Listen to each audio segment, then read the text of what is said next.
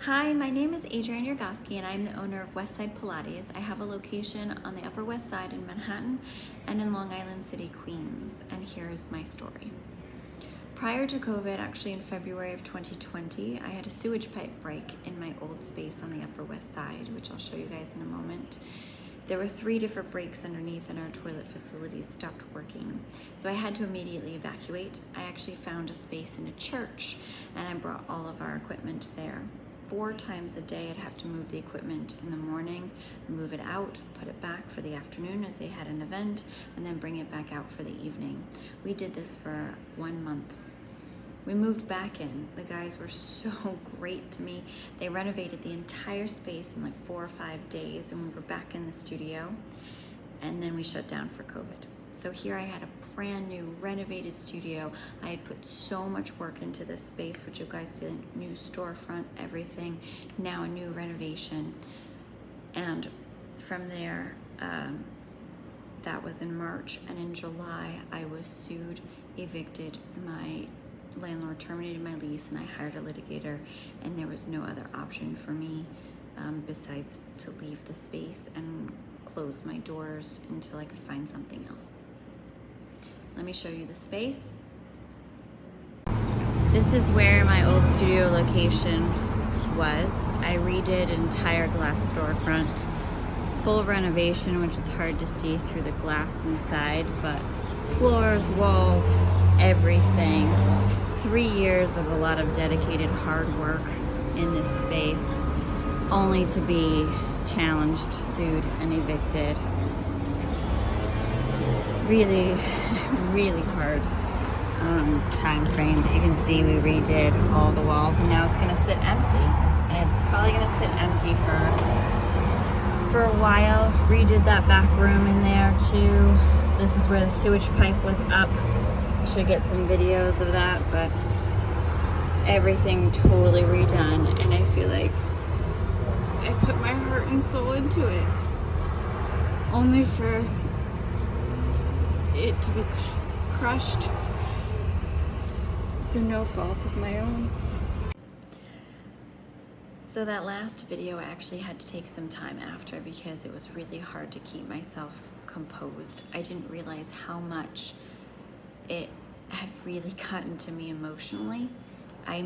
Mentally, I know that this is a good thing. I know that I'm in a better space. I have a better landlord. I know it all, but it doesn't mean that it hurts any less that I put so much energy into the space. So now I'm trying to put energy into a new space. I did run out of funding, so I'm trying to make it work and do what I can every single week. Clients are starting to come back, but I do have to pay rent, and I'm trying to keep this going as much as possible. So here is the new space. Like so many other people, I definitely pivoted during this entire process. So yes, I have the 2 studios. I also have a maintenance company, which we were not allowed to work because studios were closed. So my boyfriend and I maintain all of the equipment, and we weren't allowed to do that during COVID time period either. But what I did find is that I got in touch with one of my friends who is also a studio owner and Pilates instructor in Philadelphia, and we started Joe's Original Mat. So every week we would have a mat class, and we would meet with different people, different instructors around the world would teach it, and we connected. We had a great time. What we found during all of this is that the Pilates community didn't have any actual support for their teachers, for their studio owners. So we created a global Pilates organization. On top of that, we realized that we needed a nonprofit with it in order to best serve the community as well. So we created a Global Pilates Association. With our organization and association, we will be providing advocacy for the Pilates industry. We have no occupational code. We have no tax code. So what has happened is during COVID, we were lumped with large gyms. We don't work like large gyms. We work similar to a physical therapy office. So here we are with several regulations that do not match with our practices, and the government has no idea where to put us. So we are creating ethical, business, and educational standards for the Pilates community. I already found a lobbying group. We are raising funds now to lobby to be able to put these into place. With our nonprofit sector, only 20% of the profits can actually go towards lobbying, and the rest will be going towards our scholarship programs for people who are interested in doing Pilates programs but can't afford it. And we will be supporting Pilates research. Each research paper is about $500,000. So we have a lot of work ahead of us. I would love to be able to spend more time working on these projects. I'm trying to make it work. Right now, I am teaching as many hours as I possibly can. I'm trying to pivot into different areas. I'm trying to help the community. And like so many others, I had to move out of my apartment. I couldn't afford it anymore. I have been sued, evicted. I've dealt with 4 different types of lawyers, which is craziness to me. All feeling like I didn't get enough support from the government because our industry runs different.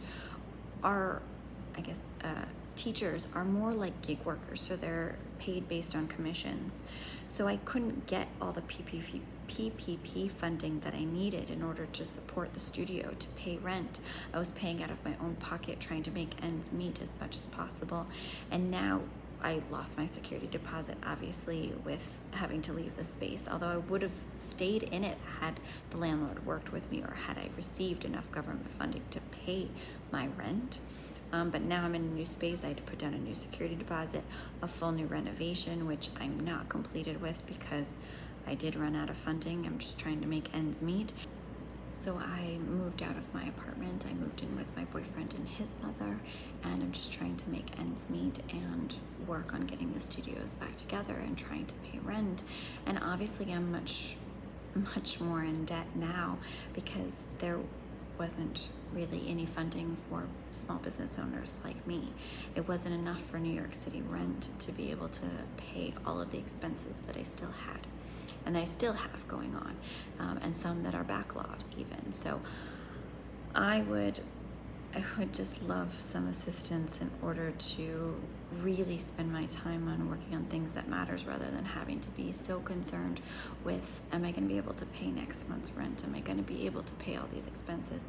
How many instructors can I pay back? I'm already working almost 12 hours a day trying to make ends meet with just pivoting and coming up with different things and trying to advocate for other people, because as an industry and a health and wellness industry during a global pandemic, we got hit really hard. And I know everyone is feeling it, myself included. So I appreciate what you guys are doing. I appreciate you coming up with a fund like this. You're helping so many people, and I truly do believe in community support and paying it forward. So thank you. Thank you very much. Even if I'm not a recipient, I still say thank you for all the people who you are helping and making a difference.